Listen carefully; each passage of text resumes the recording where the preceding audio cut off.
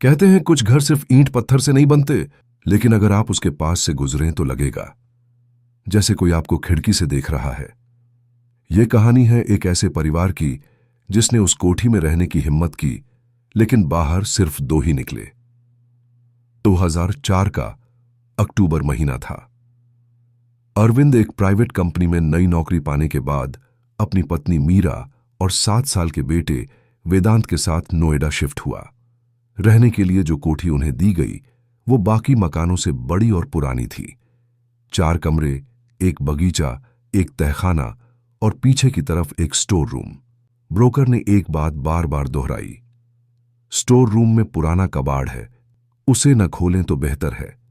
पहले दिन घर में सब कुछ सामान्य था, लेकिन दूसरे दिन सुबह जो हुआ वो अजीब था।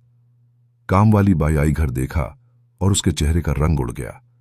झाड़ू पोछा करते करते उसने काम छोड़ दिया। जाते जाते सिर्फ एक बात बोली, मेम साहब 7वीं रात मत रुकिएगा। मीरा यह सुनकर हंस दी।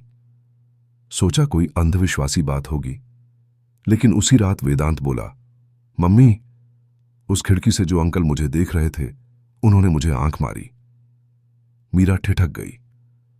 बाहर देखा कुछ नहीं था, लेकिन वेदांत अड़ा रहा कि वहां कोई था।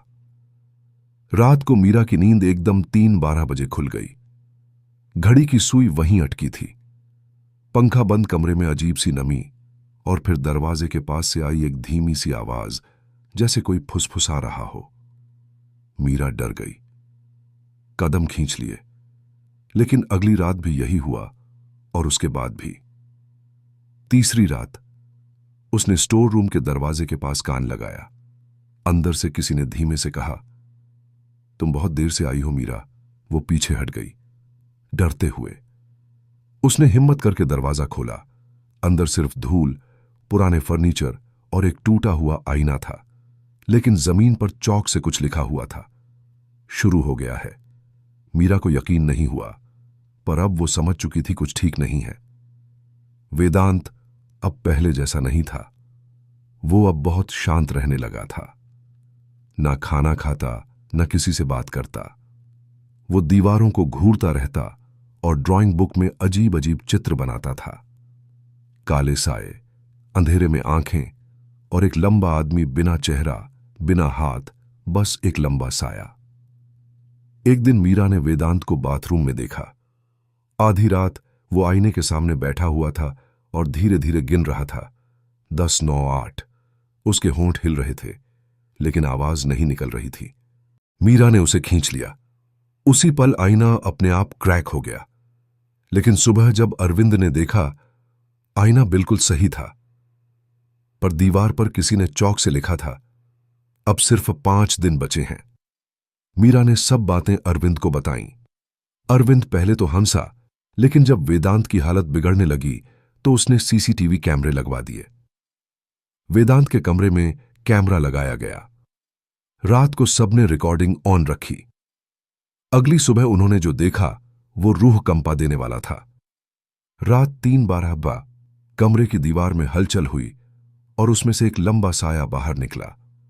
वो एक परछाई थी, बिना चेहरा, बस एक लंबी सफेद मुस्कान। वो वेदांत के पास गया, उसके सिर पर हाथ रखा, फिर कैमरे की तरफ देखा और मुस्कुराया। वो मुस्कान लगातार 4 मिनट तक रिकॉर्ड हुई। बिना पलक झपकाए, बिना हिले, वो इंसानी नहीं थी। उसके बाद कैमरा ब्लर हो गया। अरविंद और मीरा की रूह कांप गई। उन्होंने तय किया अब यहां और नहीं रुक सकते, लेकिन अब बहुत देर हो चुकी थी। छठी रात मीरा को फिर वही आवाज सुनाई दी, स्टोर रूम की। वो धीरे से गई, लेकिन इस बार दरवाजा खुला था। अंदर अंधेरा था, पर कुछ हिल रहा था। एक परछाई जो चल नहीं रही थी, रेंग रही थी, जैसे जमीन पर खिसक रही हो। मीरा चीखी। अरविंद दौड़ा। कमरे को बंद किया गया। सुबह तक दोनों जागते रहे। प्लान था, अगली सुबह घर छोड़ देना है। लेकिन जब सुबह उठे, वेदांत अपने बिस्तर पर नहीं था। हर दरवाजा लॉक था, हर खिड़की बंद, पर बच्चा कहीं नहीं था। तकिए के नीचे एक छोटा सा नोट था, मुझे अब अच्छा लगता है आईने के अंदर रहना। मीरा चीखने लगी। उन्होंने पूरे घर के आईने तोड़ डाले, लेकिन तब तक बहुत देर हो चुकी थी। हर दीवार, हर शीशे, हर पानी की बाल्टी में वेदांत का चेहरा दिखने लगा, और हर बार वो बस एक ही चीज कर रहा था, मुस्कुरा रहा था। पुलिस आई, छानबीन हुई, पर कुछ नहीं मिला। केस बंद कर दिया गया। लापता बच्चा। अरविंद और मीरा शहर छोड़कर चले गए, लेकिन कोठी नंबर 8 टाहम 1 आज भी वैसी की वैसी खड़ी है, बंद, वीरान, लेकिन जिंदा।